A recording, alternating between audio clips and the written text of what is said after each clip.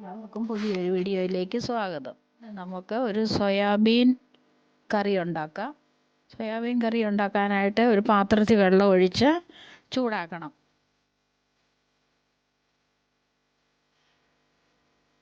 ഒരു cup soybean ചൂടുവെള്ളത്തിലിട്ട് തിളപ്പിച്ച് നമുക്ക് ഊറ്റിയെടുക്കാം.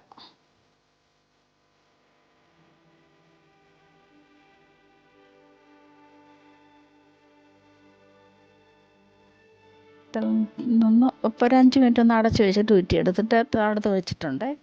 വേറൊരു പാൻ അടുപ്പിൽ വെച്ച് നമുക്ക് എണ്ണ ഒഴിക്കാം. ഒരു 3 ടേബിൾ സ്പൂൺ എണ്ണ ഒഴിച്ചു.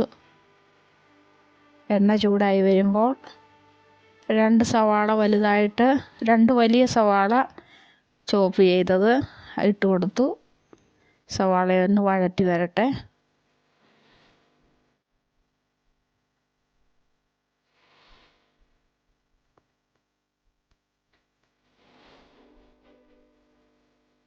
നല്ലതുപോലെ വഴന്ന് വരണം സവാള.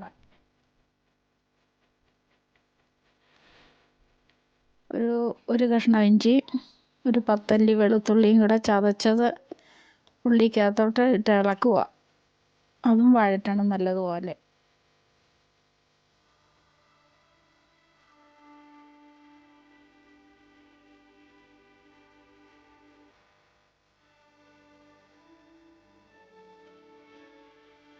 ഒരു സ്പൂൺ മുളക് പൊടി,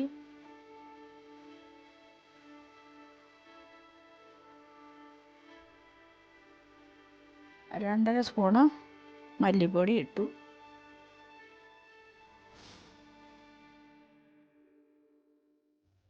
കാൽ സ്പൂൺ മഞ്ഞൾ, ആവശ്യത്തിന് ഉപ്പ് ഇത്രയിട്ട് വീണ്ടും ഇളക്കുക.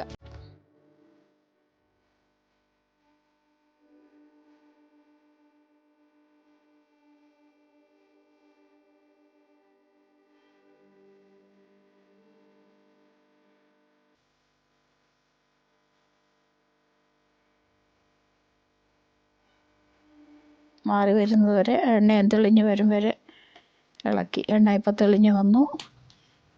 നമുക്ക് ഒരു 1/2 സ്പൂണ് ഗരം മസാല ഇട്ട് കൊടുത്ത് ഈ മസാലയുടെ കരിഞ്ഞു പോകാതെ ഒന്ന് 2-3 സ്പൂണ് വെള്ളം ഒഴിച്ച് കൊടുത്തു. ചൂടുവെള്ളം ഒഴിക്കണേ.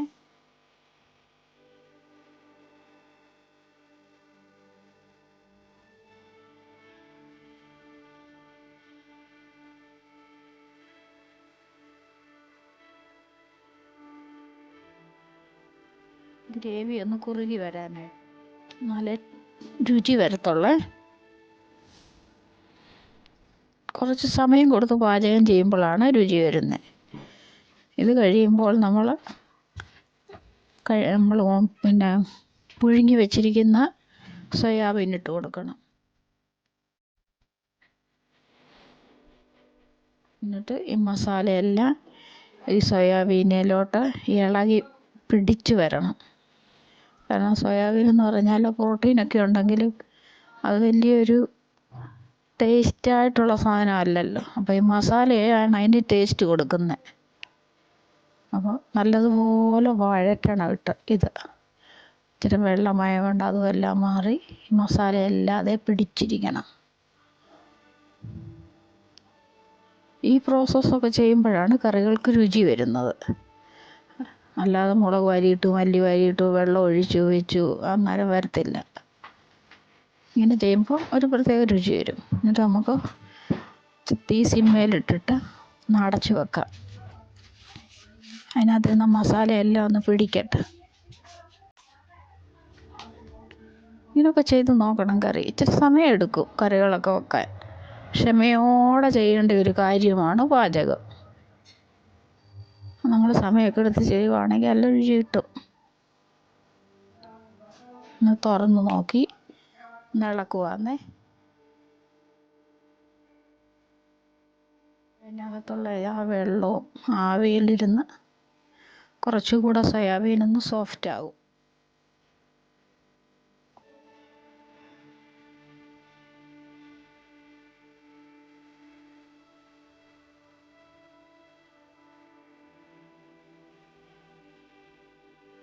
ആവശ്യത്തിന് ഗ്രേവിക്ക് ആവശ്യമുള്ള ചൂടുവെള്ളം ഒഴിച്ചു കൊടുക്കുക. കറി വെക്കുമ്പോൾ എപ്പോഴും ചൂടുവെള്ളമേ ഒഴിക്കാവൂ. പച്ചവെള്ളം എടുത്ത് കഴിച്ച് കഴിയുമ്പോൾ അതിൻ്റെ ഒരു വേറൊരു ടെക്സ്ചറാകും.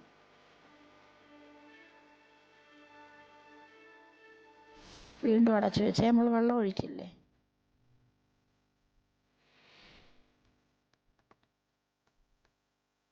തുറന്ന് നോക്കാം. ഉണ്ടോ വെള്ളമൊക്കെ ആയി, നല്ല ഗ്രേവി നല്ല കുറുകി വന്നു. നമുക്ക് കുറച്ച് കരിയാപ്പില ഇട്ട് കൊടുക്കാം.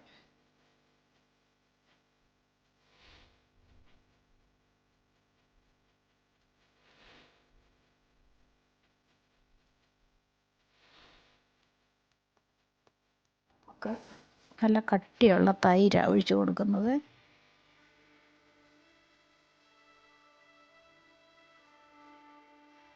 നമ്മൾ ഈ കറിക്കകത്ത് ടൊമാറ്റോ ഇട്ടില്ല.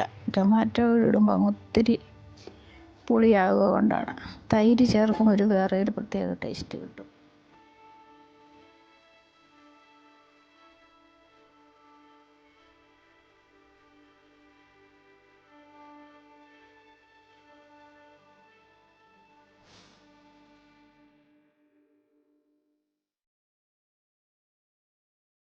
കറി വെന്ത് കഴിഞ്ഞ് എത്രയും ഗ്രേവി വേണോ അതനുസരിച്ച് വെള്ളം ഒഴിക്കാം. വേണമെങ്കിൽ ഇത് കുറച്ചുകൂടെ പറ്റിക്കാം, ഒരു പെരട്ട് പോലെ ഇരിക്കണമെങ്കിൽ.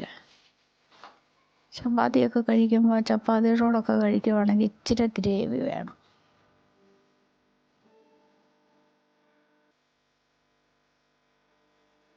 ഏകദേശം തൈര് ഒഴിച്ച് കഴിഞ്ഞ് വലിയ തീ വെക്കരുത്. തൈര് പിഴിഞ്ഞ്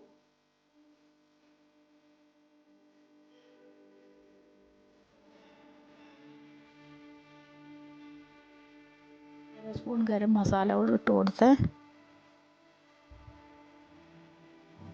ഇനി തീ ഓഫ് ചെയ്തിട്ട് ഒന്നുകൂടെ കുറച്ച് നേരം കൂടെ ഒന്ന് അടച്ച് വെക്കാം. ഒരു 10 മിനിറ്റ് അങ്ങനെ ഇരിക്കട്ടെ.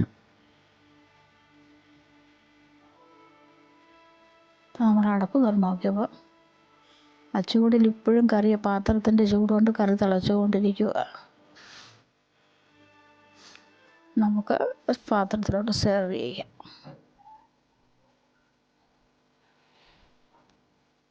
ചോറിൻ്റെ കൂടെയോ ചപ്പാത്തിയുടെ കൂടെയോ അപ്പത്തിൻ്റെ കൂടെയോ ഒക്കെ കഴിക്കാൻ പറ്റിയൊരു കറിയാണ്. എല്ലാവരും ഉണ്ടാക്കി നോക്കണേ.